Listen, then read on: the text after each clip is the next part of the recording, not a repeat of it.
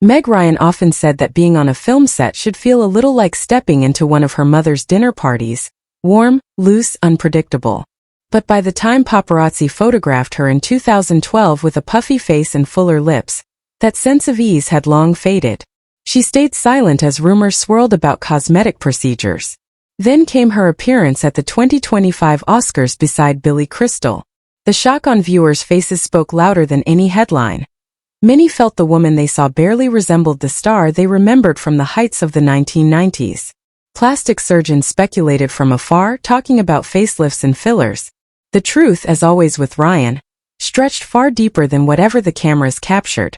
She was born Margaret Mary Emily and Hira on November 19, 1961, in Fairfield, Connecticut, the daughter of an English teacher and an immigrant-descended math instructor.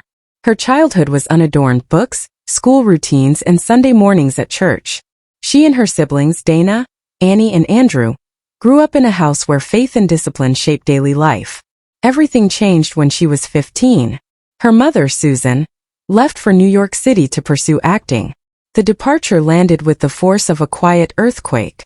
Ryan rarely spoke about the pain directly, but those who knew her sensed how deeply that moment pierced her. That loss shaped her ideas about loyalty and trust, threads that would weave through her life long after she became famous. In high school, she stood out not for glamour but for effort. She won contests, earned awards, and began laying the groundwork for the independence she craved. Scholarships took her to the University of Connecticut and later to NYU, where she studied journalism. To help pay bills, she filmed Burger King commercials. Small on the surface, but they cracked open the door to a career she hadn't yet imagined. Just one semester shy of graduating, she landed a role on As the World Turns, earning $550 a week. She left school, took the gamble, and changed her name to Meg Ryan, a suggestion meant to make her sound less ethnic and more marketable. It worked. The name carried an easy charm that fit the role she was about to play. Her first film, Rich and Famous in 1981, placed her in the hands of legendary director George Cukor. The set was intense, the hours long, but Ryan learned to survive the pressure. Less successful was her foray into horror with 1983's Amityville 3D, which critics mocked and producers dismissed. Instead of breaking her, the experience pushed her to study at the Lee Strasberg Institute and strengthen her craft. The early years were scattered with false starts, canceled sitcoms, debts, endless auditions, but she kept going. Then came Top Gun in 1986. More than 200 actresses auditioned, but her chemistry with Tom Cruise won her the part of Carol Bradshaw. She endured long days, motion sickness, and clashes with Val Kilmer, but the film's massive success made her name recognizable overnight. Another project that year, Armed and Dangerous, faltered badly, reminding her that fame offered no guarantees. A string of films followed, including Innerspace, where she met Dennis Quaid. Their romance grew on set and later became part of Hollywood legend. But the roles were not always light. DOA in 1988 exposed her to disturbing imagery that sent her to therapy for fear and anxiety. And then, in 1989, everything changed again with When Harry Met Sally. Her now iconic deli scene at Katz's, filmed multiple times in front of a live crowd, became one of the most memorable moments in film history. She improvised much of her character's dialogue, though the shoot wasn't always smooth. Crystal's offhanded jokes sometimes rattled her, and once she left the set in tears before returning to finish the day.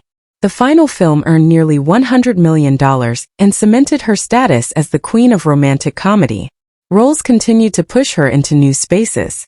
In Joe vs. the Volcano, she transformed herself into 3 distinct characters, an exhausting challenge under intense schedules. In The Doors, she dove into darker emotional territory, participating in supervised LSD sessions to better understand her character's world. The choice worried her agent and critics, but peers quietly admired her willingness to take risks. She later poured similar emotional weight into voicing Anastasia, a role that followed her home each night in the form of dreams haunted by the Romanov tragedy. The peak of her stardom arrived with Sleepless in Seattle in 1993, a film that made her the highest-paid actress in Hollywood.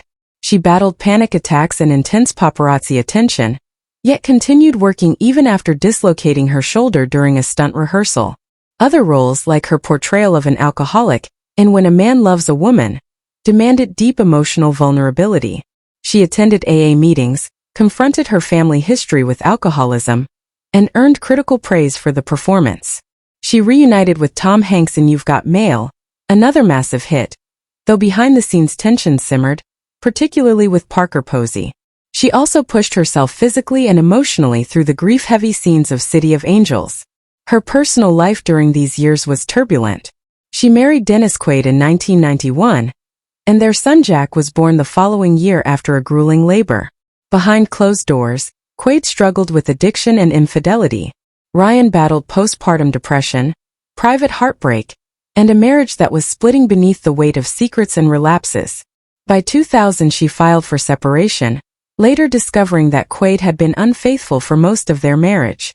The divorce, finalized in 2001, came with a bitter custody fight that drained her emotionally and financially. During this fragile moment, she began an affair with Russell Crowe while filming Proof of Life. The relationship ignited a media storm.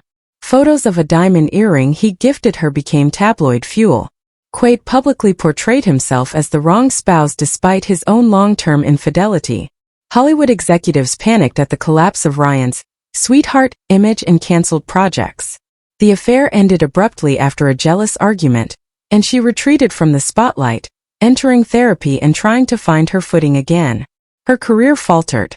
Films like Hanging Up, Kate and Leopold, and Against the Ropes struggled with critics and at the box office. Within the Cut in 2003 was her bold attempt to break out of typecasting, but audiences and interviewers reacted harshly. By 2009 she stepped away from acting almost entirely, choosing instead to raise Jack and shield him from the Hollywood world. She turned down dozens of scripts and lived quietly. When the 2012 paparazzi photos surfaced showing a changed appearance, speculation followed her everywhere.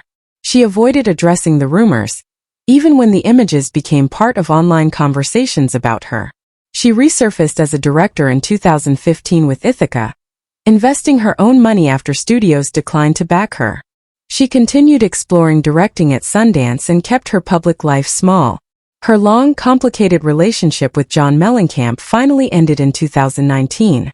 Through it all, she remained closely bonded with Jack, supporting his growing career while encouraging him to find his own identity. In 2023 she returned to the screen with What Happens Later, a modest project that showed she still had more stories to tell.